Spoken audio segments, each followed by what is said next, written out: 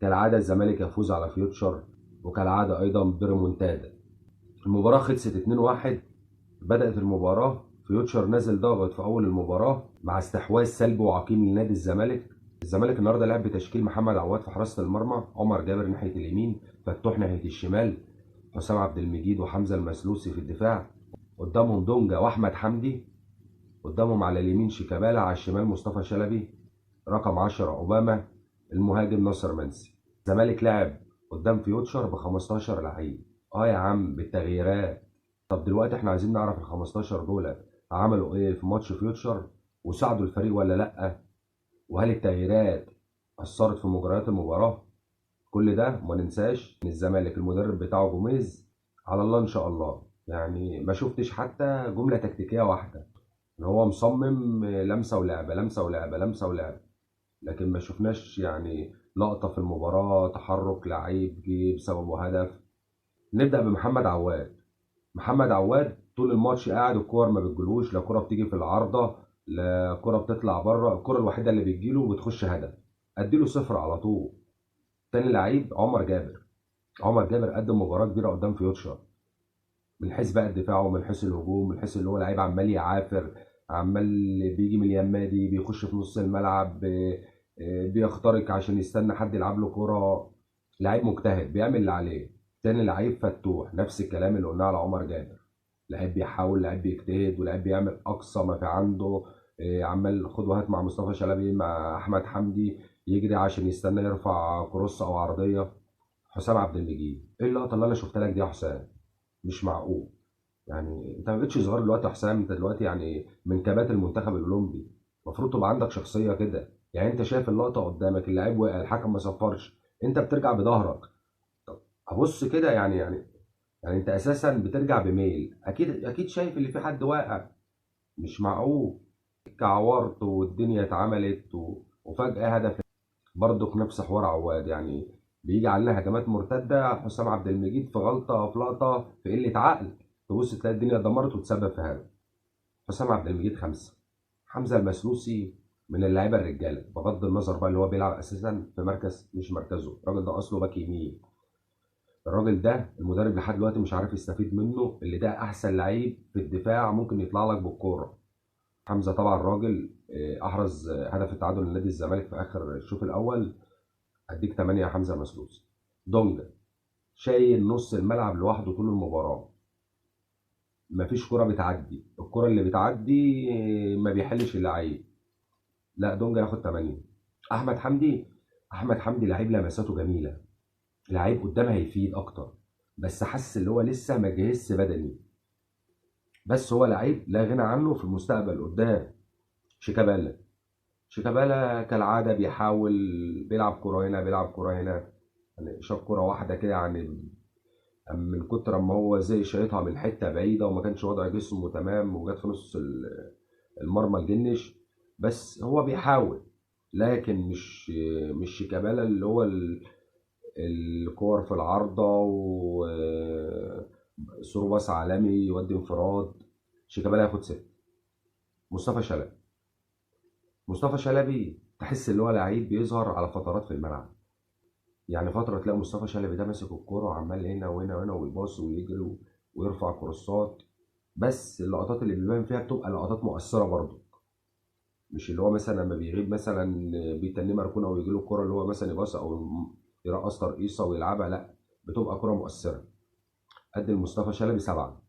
يوسف اوباما. يوسف اوباما لحد اما طلع بسبب الاصابه اللي حصلت له، كان هو اكتر لعيب بيجري في الملعب، واكتر لعيب ليه محاولات من نادي الزمالك على مرمى جنش. طبعا نقول ليوسف اوباما الف سلامه، بيعمل عمليه في فكه في كسرين. لعيبه فيوتشر كان محسن اللي هي داخله حرب. الف سلامه عليك يا اوباما.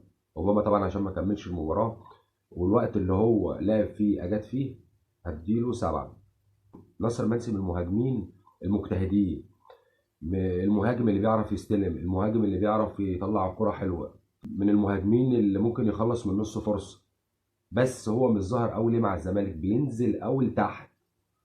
ده مش دورك انت يا ناصر. طب هو المدرب مثلا عاملك محطة، ما في يوسف اوباما، خليك انت في الصندوق اخطف. وللامانه برضك لعيبه الزمالك ما بتوصلش كرة النصر ل 5 6.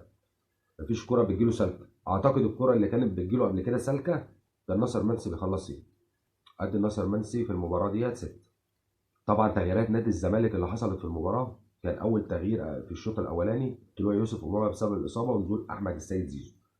احمد السيد زيزو نزل، صنع هدف للمسلوسي من ضربه ركنيه، احرز الهدف الثاني وهدف فوز نادي الزمالك من ضربه جزاء. طبعا احمد السيد زيزو لسه راجع من الاصابه، اول مباراه بعد الاصابه اللي حصلت له في السوبر. كان قبل الاصابه كمان كان زيزو بقاله فتره ما بيجيبش اهداف، بقاله فتره ما بيصنعش. انت متغاظ ليه بقى ومتضايق عشان رفع التيشيرت؟ يا عم هي جت عليه، العالم كله بيرفع التيشيرتات، ماتش بقى في الدوري، ماتش في الكونفدراليه، ماتش في دوري ابطال اوروبا، ماتش في نهائي كاس عالم. انت مالك يا عم متغاظ ليه؟ انت ليك فيه. هو يا عم فرحان، الراجل فرحان لسه راجع من الاصابه وربنا كرمه، ربنا كرمه صنع وسجل. مش عايز يفرح ليه يا عم؟ كانت الدنيا واقفه معاه قبل الاصابه، الدنيا مشيت، المكنه بدات تطلع قماش تاني. متغاظ ليه؟ اللي متغاظ يهبط دماغه في اي حاجه. التغيير التانية نادي الزمالك كانت نزول محمد شحاته. محمد شحاته كله اتفرج عليه في المباراه وشاف ان لعيب متحرك جدا، لعيب عنده قوه في التدخلات، لعيب عنده حماس، لعيب جواه طاقه. يعني بنتمنى الفتره اللي جايه نشوف محمد شحاته في تشكيل الزمالك الاساسي كمان. يعني يرحمنا من ناس تانية، في ناس مكتوب علينا كده اللي هي إيه، احنا ما بنبقاش، الدنيا كلها مش مقتنعه بيها الا مدرب الزمالك الوحيد اللي مقتنع بيه. طبعا التغييرتين التانيين سيف الدين الجزيري وسامسون. سيف الدين الجزيري مهاجم بيحب الحنكشه، بتلاقيه في اي حاجه لو الكوره ممكن ما لهاش لازمه تلاقيه يطلع عليها يعمل نوش. يعني سيف الدين الجزيري لو كان استفاد الفتره اللي فاتت وهو قاعد في الزمالك دي وكان جاب معاه مدرب خاص اللي هو يعني اللي هو يمرنه اكتر على الفينش الاخراني ده، سيف الدين الجزيري ده كان هيبقى مهاجم ملوش حل. بس مش عارف، يعني سيف الدين الجزيري ممكن في كرة زي دي، لو الكرة زي دي مثلا اللعيب سابها له وما شدوش من الفالنة، كان ممكن سيف الدين الجزيري ضيعها. نتكلم بقى عن سامسون. سامسون بينزل، هو المفروض بينزل مهاجم. سامسون بينزل بيلعب ناحية اليمين والشمال وفي نص الملعب وفي رقم 10 وينزل يستلم الكرة من تحت. بص لعيب بيجري في الملعب كله. بس هو مش ده الدور اللي احنا عايزينه منك يا سامسون. احنا عايزين اللي انت في منطقه الجزاء تجي لك كوره جون، ربع فرصه تجيب منها جون، بتستلم بره بتاخد الكوره تشوت جون. لكن جاري انا عارف ان انت مجتهد وعايز تبان ان انت بتعمل كل حاجه بس احنا جايبينك انت مهاجم تخلص قدام الجون. عندنا لعيبه كتير بتجري في الملعب، مش عايزين لعيب يجري في الملعب كله. طبعا زيزو كان بديل ونزل صنع وسجل. الجزيري كان بديل نزل وتسبب في ضربة الجزاء اللي جه منها هدف الفوز. هل الكلام ده بيدل ان مدرب نادي الزمالك تغييراته اثرت؟ لا لا لا، كل اللي حصل في المباراة اجتهاد لعيب، لكن المدرب على الله ان شاء الله زي ما قلنا. المدرب بتاع نادي الزمالك بعد فترة التوقف دي كلها يعني لسه مصمم على القديم، على النموذج القديم. فين يا عم؟ مش شايفين لك ابتكار، مش شايفين ابداع، مش شايفين جملة فنية بتتعمل. لا، البداية كده مش مبشرة.